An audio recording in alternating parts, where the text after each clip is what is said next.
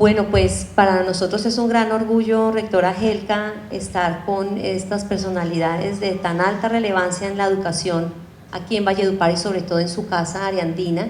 Nos llena de orgullo y queremos ir al grano de una vez porque queremos, doctora Andrea, que nos cuente cuáles son esas políticas que tiene el Ministerio de Educación que han hecho en los últimos años que la primera infancia tenga, digamos, una connotación completamente distinta. Y aquí quiero ser muy honesta. Hace algunos años uno poco oía de la primera infancia.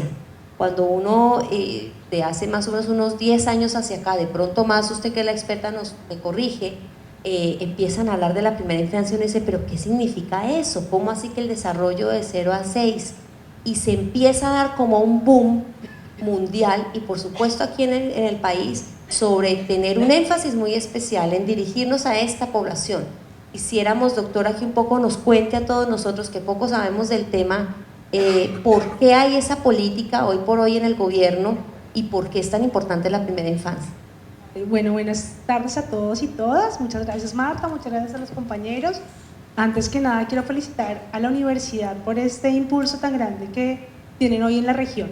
Saber que es la primera licenciatura en educación infantil en el territorio es muy importante porque eso abre la posibilidad de que las maestras se cualifiquen y puedan, digamos, que formarse y tener muchas herramientas para acompañar a los niños y las niñas. Así que felicitaciones y esperamos que ustedes aporten a esa gestión de conocimiento tan importante que nosotros necesitamos gestar en educación inicial. Bueno, creo que me toca irme muy a la historia para poder dar el contexto de por qué empieza a moverse tanto esto. En Colombia no es tan reciente hablar de educación infantil o educación inicial. Nosotros tuvimos un momento muy importante hacia los 70, donde el Ministerio de Educación Nacional abanderó programas dirigidos a la educación infantil. De hecho, tuvimos jardines infantiles nacionales. Entonces, esas experiencias que fueron tan fundamentales, desafortunadamente, por estos cambios, digamos, de administración y de gobierno, pues fueron perdiendo fuerza, pero tuvimos unos importantísimos avances. Luego, abanderado por el Instituto Colombiano de Bienestar Familiar, empezamos a trabajar en torno a unos hogares infantiles, hogares comunitarios, y allí también se gesta un antecedente importante. Pero es a raíz un poco de la Ley General de Educación que se abre una brecha, digamos, bastante fuerte en el país. Es que la Ley General nos habla de educación de los niños de 3 a 6 años. Y entonces parece que los niños menores de 3 años pues quedan como en un limbo, como una educación informal o no formal. Y pasan los años y la sociedad civil, y específicamente, digamos que abanderado por la academia, empiezan a hacer reflexiones importantes frente a esa educación. Y en el 2006, con el Código de Infancia y Adolescencia, por allá en un artículo bien pequeñito, habla de la educación inicial como un derecho impostergable de la primera infancia. Y entonces esto hace que todos nosotros volvamos nuevamente a recordar, ¿cierto?, lo que nos comprometimos por allá en 1991 cuando firmamos y nos apropiamos de la Convención de los Derechos de los Niños, que también esos niños y niñas menores de 6 años tienen derecho, y un derecho fundamental e impostergable, el de la educación inicial. Y desde ahí empezamos como sociedad, ¿sí?, a construir entonces el sentido de la educación. Y ya, digamos, hacia el 2010, cuando se lanza la estrategia en su momento del 0 a siempre, es que empezamos a recoger todo ese camino que Colombia ya había venido construyendo y que estaba muy calladito. El instituto venía fortaleciendo a sus madres comunitarias, tenía maestras, la educación preescolar también venía haciendo, digamos, muchas apuestas importantes. El ministerio tuvo en su momento el programa para la atención integral a la primera infancia, PAIPI, ¿sí?, que también era una muestra de, tenemos allí, digamos, un asunto importante. Pero es gracias a la estrategia de 0 a siempre que reorganiza la casa y dice, bueno, vamos a definir cuáles son las competencias de cada sector. Y entonces llama al Ministerio de Educación Nacional y le dice, venga señor, usted es el ente rector de política educativa, entonces diga a toda la sociedad colombiana cuál es el sentido de la educación inicial. Pero claro, nosotros veníamos de unas miradas desde las dimensiones del niño, desde las áreas, porque acogimos lo que se trabajaba en básica primaria, y Cero siempre nos dice, o más bien desde Presidencia nos dice, aquí hay que plantear una postura sobre cómo concebimos a los niños y las niñas. Y entonces allí empiezan a enviar mensajes súper importantes como que los niños son seres únicos, seres diversos, sujetos de derecho, seres participativos y singulares, y que su desarrollo es imposible fragmentar, y que si bien teníamos unas dimensiones desde las cuales podemos entender su desarrollo, eso pedagógicamente no es posible trabajarlo. Y entonces allí pues veníamos con una historia de hablar de dimensiones y además se le presenta a la educación inicial un desafío de ¿y entonces por dónde asumo el desarrollo integral? Si no son dimensiones, si no son áreas, entonces ¿qué son? Y poder lograr ver al niño desde su integralidad, ¿sí?, se ha convertido para nosotros una obsesión. De hecho, cuando uno lee la Ley General de Educación y, por ejemplo, propone que en educación preescolar no se evalúa, sino se hace informes descriptivos y cualitativos, ya está indicando que lo que hay que hacer es valorar el proceso del niño, valorar el ritmo de desarrollo. Es imposible que Juan y María vayan al mismo tiempo o aprendan de la misma manera. Entonces retomamos todo esto y empezamos a dirigir la mirada frente a esa apuesta.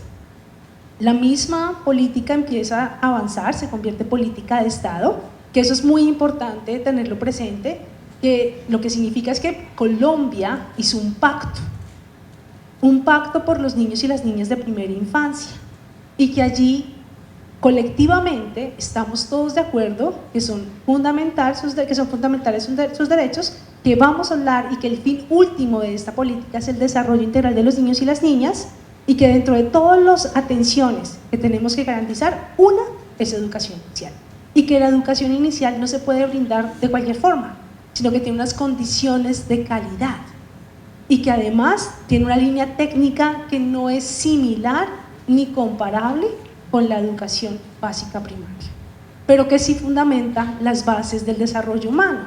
Y allí entonces volteamos la mirada al niño, así tal cual como lo explicita la política, y empezamos a ver la naturaleza infantil, y los niños juegan. Los niños desde La Guajira hasta el Amazonas juegan. ¿A qué juegan? A distintas cosas. Es distinto los juegos, porque el juego es una forma, es un lenguaje, es una manera de entender el mundo y de expresar las ideas que tienen sobre el mundo. Los niños disfrutan de la narrativa, de la literatura, y entonces la literatura se vuelve un imperante, una actividad importantísima en la vida infantil. Y les encanta que los abuelos, que los tíos, que las familias, que la profesora le narre cuentos y crear historias y fantasías y demás allí. Y los niños también expresan, y se expresan de diferentes maneras, no solamente con el código escrito. Y entonces empezamos a valorar la música, la expresión dramática, la expresión corporal, la expresión gráfica y visual, y allí entonces empezamos a ampliar la mirada de ese niño y niña que teníamos concebido como aquel sujeto que iba a la escuela a sentarse a escuchar a una maestra y a aprender y a reproducir unas bolitas, unos palitos, unos números y demás. Y entonces como eso empezó a cambiar, pues la organización pedagógica también empieza a cambiar, porque entonces ya no necesitamos unos aulas que tengan unas sillas detrás de otras mirando hacia el tablero. Eso también requiere una maestra que no es la maestra que tiene el saber único, ¿cierto?, sino que es una maestra cálida, que comprende al niño, que genera interacciones, que se pregunta por el ambiente, que se pregunta, bueno, ¿y hoy qué vamos a aprender? Y esto lo comparte con los niños y los escucha. Y entonces desde la escucha de los niños y las niñas, entiende que a los niños les encanta hablar de los animales y de los dinosaurios. Y hace preguntas como, ¿por qué la luna no se cae? ¿O dónde va el sol cuando la luna sale? ¿O por qué la luna me persigue? ¿O por qué el mar es de color azul y a veces es negro y no puede ser rosado? ¿O por qué los atardeceres tienen diferentes colores? ¿O por qué hago pipí y popó?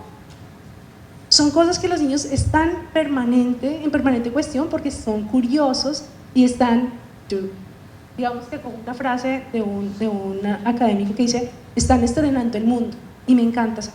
Sí, los niños están estrenando el mundo. Cuando uno estrena un celular, ¿uno qué hace? Lo toca, le mueve, le baja todas las aplicaciones. Bueno, los niños están en modo de estrenar el mundo. Quieren saberlo todo, probarlo todo, tocarlo todo. Y dentro de esa exploración, ¿sí?, pues está crear sus propias respuestas, sus propias hipótesis y explicaciones. Y entonces esa maestra que está con estos niños, que entiende que el juego, la exploración, la expresión y la literatura son actividades naturales en el niño, pues es lo que propicia. Y esto ha hecho que entonces la educación empiece a moverse hacia otro sentido y que el rol de la maestra también empiece a cambiar.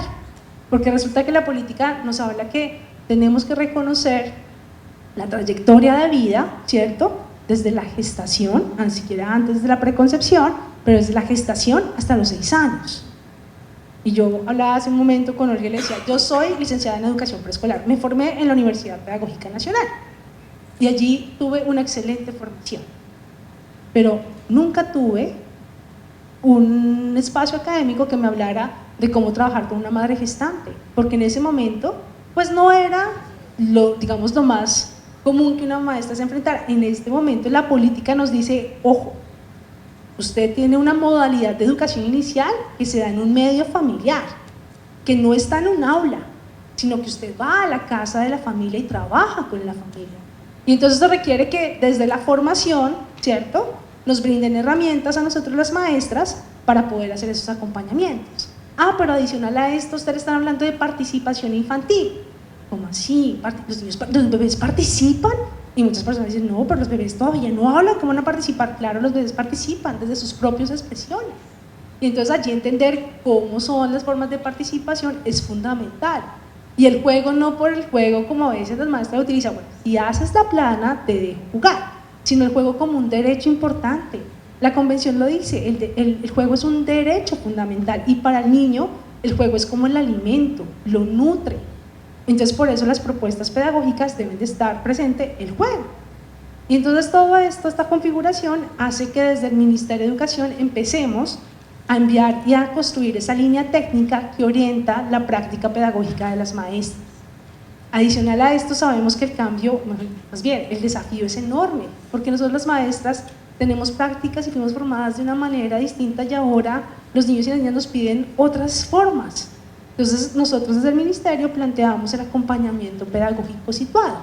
En este momento estamos haciendo el acompañamiento a través del PTA, el programa Todos Aprender, ¿cierto?, para poder brindar herramientas a esa maestra para que se conecte con los niños y las niñas, para que se fortalezca y esos escenarios educativos se transformen en clave del juego, la exploración, la literatura y la expresión. Yo me podría quedar aquí todo más tiempo explicando un poco más de esto, pero creo que eso es como fundamentalmente lo que ha hecho que el Ministerio esté allí. El Ministerio en este cuatrienio tiene unas apuestas muy importantes por fortalecer ambientes, fortalecer maestras y por generar que los niños y las niñas de grado transición y de la educación inicial quieran estar en los escenarios educativos. Es muy triste saber que la segunda tasa de deserción ocurre en el grado transición, que un niño de 5 años ingrese en una institución educativa y no quiera volver. Eso debe ser un problema social. O sea, ¿qué está pasando con nosotros? ¿Qué pasa con las familias que nos los llevan? ¿Qué pasa con la maestra? ¿Qué pasa con el niño? ¿Qué pasa con el rector? ¿Qué pasa con los secretarios? ¿Qué pasa con el Ministerio de Educación Nacional? ¿Y qué pasa con la movilización de la sociedad que sabe que ese niño no está accediendo a la educación? Entonces, en ese sentido, nuestras apuestas es lograr asegurar el derecho a la educación. Muchas gracias. Gracias, doctora Andrea, gran pedagoga, porque quedamos todos como con unos conceptos básicos sobre primera infancia, educación inicial, muy valiosos. Gracias, doctora. Aquí es importantísimo, si me permite de alguna manera interpretar lo que usted ampliamente expuso, es cómo los niños en estas edades pues son multidimensionales y su educación y la aproximación a su formación no puede ser vista desde una sola arista. Entonces necesitamos modelos integrales, diversas metodologías también disruptivas para ellos, porque además, como veíamos más temprano ahorita en el video que hablaba nuestra profesora, estamos ante unas generaciones que afortunada o infortunadamente ya dependerá de la capacidad también y la pericia de nuestros docentes y de su formación de cómo aprovechar esos escenarios. Entonces, pues muchas gracias, porque entendemos la relevancia ahora más que nunca de poder atender desde una educación inicial a estos estudiantes, a estos niños que, como usted lo dice, hubo un momento en el que pues eran más que todo invisibles porque no se podían de alguna manera resaltar desde algún elemento de la educación. Muchas gracias, doctora. Nuestra decana Olga, una pregunta, y es ¿por qué para una institución como la Fundación del Área Andina es pertinente tener este programa? Es decir, ¿nace de dónde? ¿Por qué nos lleva toda esta trayectoria que se ha tenido en la facultad a hacer un par en el camino y a decir tenemos que atender a esta población y sobre todo que tenemos que formar a los docentes que tengan las competencias de poder aprovechar estos escenarios que nos comenta la doctora Andrea? ¿Por qué esto es tan pertinente para Área Andina? Muy importante esta pregunta porque Área Andina siempre se ha preguntado por su papel frente al reto de la sociedad, de cómo apoyarla y cómo transformarla. E indudablemente la educación es uno de los ámbitos más importantes para la transformación de la sociedad. Y una facultad de educación sí tiene que pensarse su objeto de estudio, es decir, va a formar pedagogos, pero pedagogos en qué líneas de acción los va a formar. Área Andina, con su facultad de educación, entonces quiere contribuir al Sistema Nacional de Formación Docentes, y el Sistema Nacional de Formación Docentes dice que hay 3 subsistemas: el subsistema de formación inicial de maestros, el subsistema de formación avanzada y el subsistema de educación continua. La Facultad de Educación apuesta a aportarle al Ministerio a estos 3 subsistemas. Lo teníamos enfocado en el subsistema de educación avanzada con nuestros programas de especialización, pero nos faltaba el anclaje fundamental que es la formación inicial de maestros. Unos maestros comprometidos con su profesión, que es de lo más importante en la sociedad. El maestro forma a los ciudadanos y la formación inicial de maestros estructura las bases profesionales desde la pedagogía, pero también desde el pensamiento crítico, también desde la ética y sobre todo de la responsabilidad social de formar los ciudadanos desde lo que plantea la Ley 115 General de Educación, y es decir, que los licenciados son aquellos profesionales que van a desarrollar las competencias en las áreas fundamentales del saber, pero también en las poblaciones especiales. Y una de estas poblaciones es el grupo de niños de 0 a 6 años, que como bien lo explicaba la doctora Andrea, no tienen necesariamente que saber de ciencias naturales, ni de matemáticas, ni de lenguaje, pero que en su integralidad estos conceptos hacen parte de la mirada del mundo. Entonces nuestra propuesta formativa le apunta a generar las competencias en los maestros, las competencias pedagógicas, epistemológicas del campo de la comprensión de la primera infancia, para que ellos desarrollen una perspectiva didáctica que les permita acercarse a los niños y las niñas con esa sensibilidad.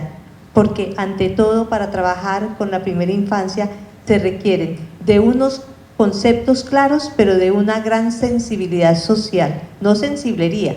La sensibilidad social pasa por la noción de cuidado, pero no es el cuidado de tenerlo acá para que nadie me lo mire, sino el cuidado que reconoce al otro, que le da la palabra al otro, que le permite al niño y a la niña expresarse desde lo que él puede entender que es el juego, pero el juego desde una concepción más vigosiana, que es el juego como la representación del mundo. El niño juega al papá y a la mamá porque está representándose esa realidad cotidiana de la familia. El niño juega a la maestra porque esa es la persona que le lleva de la mano a comprender esos fenómenos del mundo. El niño juega a la televisión y juega a esas series que les impactamos, porque eso le está representando otras realidades y lo naturaliza. ¿Qué es lo que debe hacer el maestro? Debe estar alerta, leyendo esas expresiones del niño para apoyarlo, para permitirle que él desarrolle esas potencialidades. Y esa es la apuesta de Área Andina, formar unos maestros con pensamiento crítico, unos maestros investigadores de la realidad y de la cotidianidad del niño, para generar mejores apuestas de ambientes para el desarrollo de los niños, de ambientes de aprendizaje, para que ellos desarrollen esas potencialidades.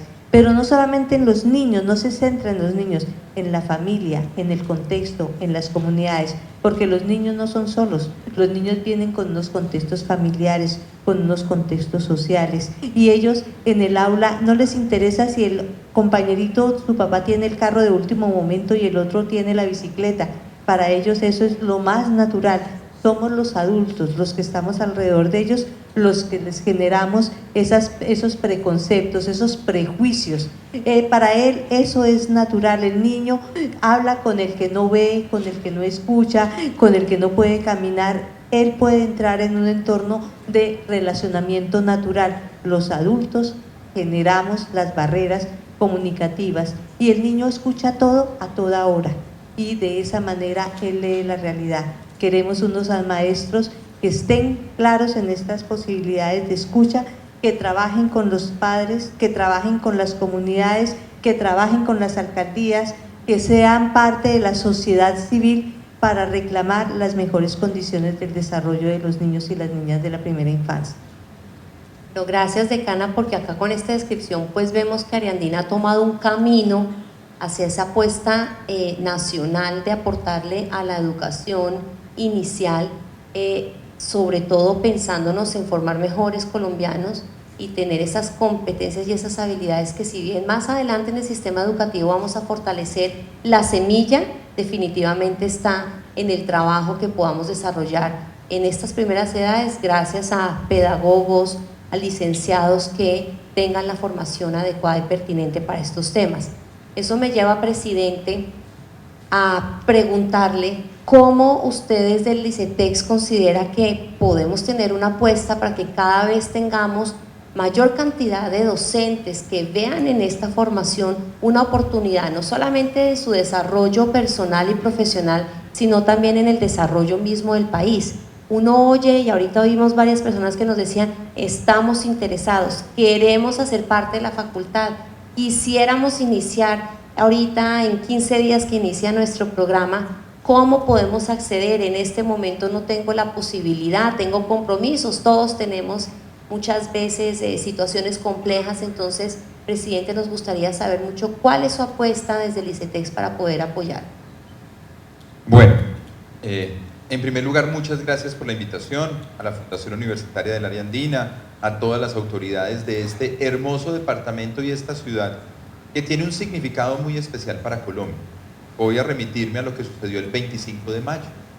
El 25 de mayo, que fue un sábado, el señor presidente de la República, Iván Duque, estaba aquí y ese día él sancionó una ley que no es menor, es la ley del Plan Nacional de Desarrollo. Y esa ley del Plan Nacional de Desarrollo establece unos lineamientos, unas prioridades, y le pusieron un nombre a esa ley, y le pusieron un nombre a ese Plan Nacional de Desarrollo: Pacto por Colombia, Pacto por la Equidad. ¿Qué significa la palabra pacto? ¿Qué significa la palabra equidad? ¿Qué significa en este contexto? ¿Y qué significa para Licetex honrar ese pacto? El pacto significa unión de voluntades entre actores diferentes para un propósito común. ¿Cuál es el propósito que nos tiene que unir a todos los colombianos? Esa es la invitación que el señor presidente siempre nos hace a todos los funcionarios, que estamos prestándole un servicio al país desde las diferentes instancias en las que nos encontramos. La equidad, el cierre de brechas, construir el país desde las regiones, entender la diversidad, aportar conocimientos y capacidades para que todos y cada uno de los hogares en nuestro país puedan ver paulatinamente una mejora sustancial en sus niveles de bienestar. ¿Eso lo hace solamente el gobierno nacional? No. ¿Eso lo hace solamente el gobierno departamental? No. ¿El gobierno municipal? No. ¿Las instituciones de educación superior públicas o privadas? No. Eso se hace de manera colectiva. Pero para hacer algo de manera colectiva tenemos que tener un propósito común que nos amarre a todos. Y en los temas de equidad, sin lugar a dudas, la educación está claramente identificada como uno de esos grandes apalancadores o generadores de capacidades que le permiten a los seres humanos ser libres. Y en el marco de la libertad que da la educación, construir una sociedad diferente. ¿Desde dónde entonces arranca la educación? Desde la madre gestante, desde la familia. Y empieza ya un proceso de acercamiento, de cruce con la oferta formal educativa que tiene que tener claramente identificados cuáles son las etapas, cuáles son los modelos pertinentes e investigar permanentemente sobre ellos para irlos perfeccionando y cualificando. Ahí es donde la educación superior juega un papel muy importante en primera infancia. Y ahí es donde programas como estos están llamados a ser detonantes de cambios sustanciales en la trayectoria de desarrollo de nuestro Caribe, de nuestro departamento del Cesar, de nuestra ciudad de Valledupar. Por eso para ICETEX es tan importante reformarse, porque ICETEX tradicionalmente se ha visto a sí misma como una entidad que únicamente hace una función, abre unas convocatorias, evalúa unos documentos y genera unos pagares. Y si no paga, le cobro y lo llamo mañana tarde y noche. Y si usted no paga, le cobra su deudor solidario y lo va a llamar mañana tarde y noche. Y ese es el gran desafío que en el Ministerio de Educación, a donde está adscrito el ICETEX, estamos revisando. Las preguntas que nos tenemos que hacer no es cuántos créditos se van a dar, sino qué sentido tiene el crédito educativo como instrumento de una política pública que está enmarcada en un proceso de generación de equidad. No es tener un recurso para pagar una matrícula, es ser parte de estos pactos en los cuales le estamos apostando a lo que verdaderamente es importante para el desarrollo de Colombia desde las regiones. Y sin lugar a dudas, la educación, y con un énfasis particular en esta región de Colombia, la educación inicial es una apuesta en la que todos tenemos que concluir. Es por ello que estar en este tipo de espacio para nosotros es un motivo de orgullo y de compromiso. Orgullo de estar de la mano con el Ministerio de Educación Nacional. En muchas ocasiones se nos pregunta, ¿y usted qué hace hablando de primera infancia? Y yo les digo, mire, cuando yo tengo la posibilidad de tener diálogo con algunos integrantes del sistema de educación superior que han tenido una relación no muy favorable con el proyecto que desde ICETEX te apoyamos, es decir, su proyecto de educación, encontramos que algunas razones que explican eso es, hombre, no tuvo las capacidades para poderse desempeñar bien en el plan de estudios que eligió. Y uno se pregunta, ¿es un problema del recurso de ICETEX? ¿Es un problema de la institución educativa? ¿O es un problema del sistema en su conjunto que tenemos que aprender a mirar de manera colectiva? Muchos de los jóvenes que desean ingresar a educación superior tienen dificultades en educación superior porque quizás no jugaron lo suficiente cuando eran niños. Porque quizás esos maestros pensaban que el modelo apropiado de aprendizaje era el modelo en el que los encasillaban y les cortaron una variable fundamental para el desarrollo y el desempeño profesional hoy, y sobre todo de cara al futuro en un entorno marcado por incertidumbres donde uno no sabe si el trabajo de uno seguirá siendo trabajo o será reemplazado por un máquina. La capacidad de preguntarse y asombrar. Si a un niño de 2, 3, 4, 5 años lo vamos educando en el que el preguntar no es la forma de comportarse, después ese joven, si toma crédito educativo ICETEX, es muy probable que vaya a tener dificultades. Por eso para nosotros es fundamental hacer las apuestas correctas en los escenarios correctos con los actores correctos. Y por eso estamos, porque desde el Ministerio de Educación Nacional respaldamos abiertamente este tipo de programas de formación tan necesarios y pertinentes para el territorio, y es por eso que la oferta de servicios de nuestra entidad debe articularse con esas grandes líneas de trabajo futuro para que en el evento que algunos de los participantes en este programa, que van a ser actores de cambio en su comunidad y en su territorio, requieran de los recursos que hemos diseñado, estamos ahí para que ello no sea el obstáculo. La razón de ser del ICETEX en su proyecto de reforma no es medirla por el número de créditos otorgados o por la cantidad de recursos recuperados a través de su mecanismo de cobro. Es medirla en términos del impacto en el desarrollo que se logra, facilitando que jóvenes, que adultos, que desean ingresar a los espacios de educación superior, a formarse como seres humanos creadores de valor social, a resignificar la vida desde el tránsito por la educación superior y la conexión con su mecánica de investigación, se conviertan en creadores de esa Colombia contenida en ese pacto firmado ese 25 de mayo en este.